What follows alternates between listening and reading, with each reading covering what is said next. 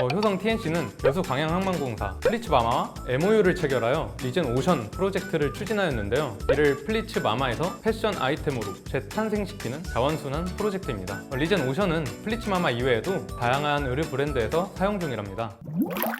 안녕하세요. 저희는 효성프렌즈 2기 1팀 오프닝을 맡게 된 조영민 서포터즈입니다. 영상을 시작하기에 앞서 해양 폐기물의 정의와 자연환경에 미치는 영향에 대해 짚고 넘어갈 텐데요. 우선 해양 폐기물은 해양 폐기물 및 해양오염 퇴적 관리법 제2조에 따라 해양 및 바닷가의 유입, 투기 또는 방치된 폐기물을 말합니다. 해양 폐기물이 어디에 분포하고 있는지에 따라 해변 또는 해양 폐기물, 부유 폐기물, 해저 또는 친척 폐기물 등으로 분류되기도 합니다. 정말 다양하죠. 해양 폐기물의 발생 원인은 여러 가지가 있는데 우선 대부분의 양이 하천과 강을 통해 바다로 들어옵니다. 특히 장마철 폭우나 태풍이 있을 때 함부로 벌어진 길거리 쓰레기, 망가진 구조물, 방치된 쓰레기 더미 등이 바다로 이동하게 됩니다. 부피가 작고 가벼운 것들은 폭우가 아니어도 수시로 바람에 날리거나 배수로를 거쳐 바다로 들어오기도 합니다. 저희가 버린 쓰레기들이 결국은 바다로 나오게 되어 해양 폐기물이 되다니 저희가 환경 파괴의 주범이 되지 않았나 싶어 마음이 아픕니다.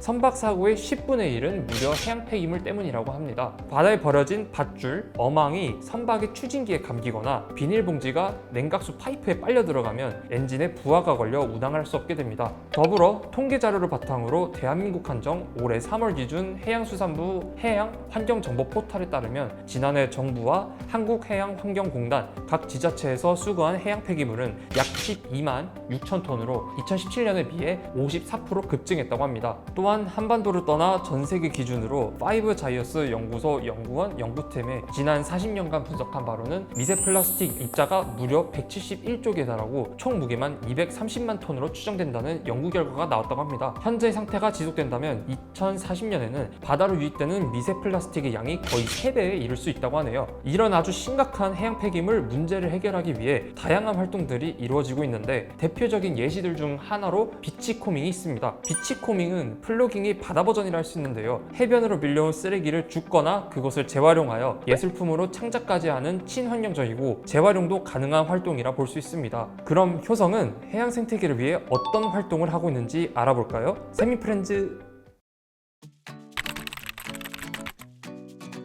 효성은 이러한 해양 폐기물들을 재활용하여 리사이클 섬유들을 개발, 생산하고 있는데요. 그 중에서도 먼저 리젠 오션에 대해서 알아보도록 하겠습니다. 리젠 오션은 바다에서 나오는 플라스틱 폐기물을 재활용하여 만든 리사이클 폴리에스터 원사입니다. 국내 최초로 해양 플라스틱 폐기물을 재활용하여 만든 100% 리사이클 원사라고 해요. 또한 국내 최초로 바다에서 수거한 플라스틱임을 증명하는 장섬유용 OBP 인증도 획득했다고 하는데요. 철저히 바다에서 200m 이내의 해안가, 해안에서 10km의 바다, 근처에 쓰레기 수거시설이 없는 해안가에 버려진 플라스틱 폐기물만 활용할 것을 기준으로 삼았다고 합니다. 효성 TNC는 여수광양항만공사 플리츠마마와 MOU를 체결하여 리젠 오션 프로젝트를 추진하였는데요. 출항 선박에서 사용한 페트병을 분리배출하기 위해 수거백을 제공하고 회항한 선박에서 이를 수거해 리젠 오션 원사로 만든 뒤 이를 플리츠마마에서 패션 아이템으로 재탄생시키는 자원순환 프로젝트입니다. 이를 통해 해안으로 흘러들어갔거나 들어갈 플라스틱을 줄여서 해양 오염과 해양 생태계 개선에 이바지하는 것을 목표로 하고 있습니다. 프로젝트의 결과물로 다음과 같이 미니 보호백, 볼백 등 다양한 제품이 출시가 되었는데요. 리젠 오션은 플리츠마마 이외에도 다양한 의류 브랜드에서 사용 중이랍니다. 효성에서 해양 폐기물을 재활용하여 만든 섬유가 리젠 오션 말고 또 있다는데요. 미연 프렌즈. 페트병뿐만 아니라 해양 플라스틱 쓰레기의 약 10%를 차지하고 있는 폐어망 역시 바다 환경을 위협하는 쓰레기로 손꼽히는데요. 리젠 오션 나일론은 페트병을 재활용하는 데 그치지 않고 해양에서 버려진 폐어망을 재활용한 나일론 섬유를 뜻합니다. 효성 TNC는 2007년 세계 최초로 폐어망을 재활용해 나일론 리사이클 섬유 개발에 성공하였습니다. 페트병에만 국한되었던 국내 친환경 사업에 효성 TNC가 좀 더 넓은 시각을 제공한 것이지요. 게다가 LCA에 따르면 리젠 오션 나일론은 기존 나일론 섬유보다 CO2 배출량을 73%, 화석 자원 사용이 7%, 물 소비를 98.6%나 줄일 수 있는 것으로 나타났습니다.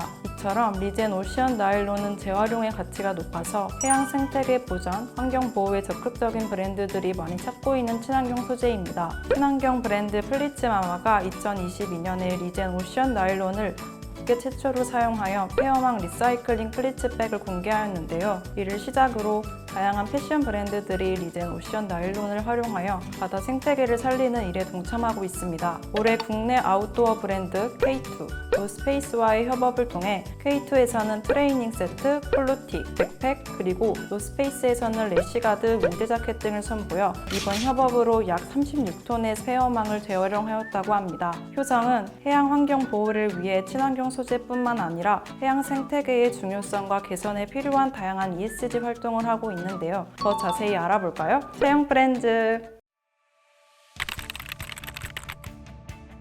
앞서 살펴본 리젠 오션과 리젠 오션 나일론 외에도 효성은 다양한 해양 ESG 활동을 하고 있는데요. 첫 번째로 효성 첨단 소재는 2022년부터 인천 용유해변을 반려해변으로 입양해 돌보고 있습니다. 해변을 입양하고 돌본다는 게 무슨 뜻일까요? 반려해변은 1986년 미국 텍사스에서 시작된 민간 주도 사업으로 해변의 쓰레기를 수거하고 멸종위기종 보호 캠페인을 하는 등의 바다 생태계 보전 활동을 뜻합니다. 효성 첨단 소재 임직원은 인천 용유해변의 해양 쓰레기를 수거하는 반려해변 정화 활동에 나서고 있습니다. 단순히 쓰레기를 줍는 것을 넘어 임직원이 제대로 된 정화 활동을 할 수 있도록 사전 교육 또한 이뤄지고 있답니다. 두 번째는 잘피숲 보전 사업입니다. 잘피숲이란 잘피라는 해초로 이뤄진 해양 생태계를 의미하는데요. 일명 바다숲이라고도 불립니다. 잘피의 잎은 바닷물 오염물질을 정화하고 이산화탄소는 흡수, 산소는 배출하여 다른 해양 생물이 살아가는 데 도움을 줍니다. 그래서 바다의 숲 잘피를 지키는 것이 곧 바다의 생명을 지키는 것과 같다고 볼 수 있어요. 잘피숲 보전 사업에 효성이 기부한 기금은 잘피의 분포 현황과 서식 환경을 모니터링하고 잘피가 필요한 장소에 이식하는 등 해양 환경 개선 활동에 활용될 예정입니다. 이렇게 보니 효성이 정말 다방면으로 바다 환경을 위해 힘쓴다는 게 느껴지는 것 같아요. 최근 많은 주목을 받고 있는 키워드인 해양 폐기물 그리고 이에 따른 해양 오염을 줄이기 위한 효성의 노력에 대해서 알아보는 시간을 가졌는데요. 어떠셨나요? 댓글로 오늘 영상을 보신 소감을 남겨주세요. 댓글을 남겨주신 분 중 추첨을 통해 10분께 소정의 선물을 드리도록 하겠습니다. 해양 생태계를 위해 열심히 노력하는 효성, 앞으로도 많은 관심 부탁드리고 저희 효성 프렌즈 활동도 많이 기대해주세요. 그럼 안녕!